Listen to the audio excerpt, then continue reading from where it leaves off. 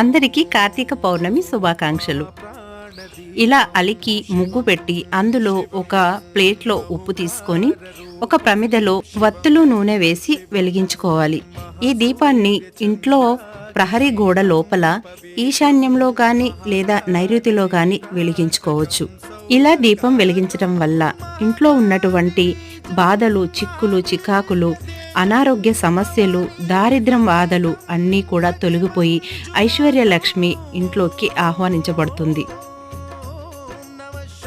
ముఖ్యంగా ఇంట్లో ప్రశాంతత అనేది కలుగుతుంది. అలాగే ఆరోగ్యం అనేది సిద్ధిస్తుంది. అందుకోసమనే ఈ దీపాన్ని పౌర్ణమి రోజు, అంటే ఈ రోజంతా పౌర్ణమి ఉంది కదా, పౌర్ణమి రోజున ఈ దీపాన్ని వెలిగించినట్లయితే శుభ ఫలితాలైతే కలుగుతాయి. ఇది చాలా కాలం క్రితం మహర్షులు ఆచరించి ఎన్నో రకాల పుణ్యాలను పొంది స్వర్గప్రాప్తి పొందిన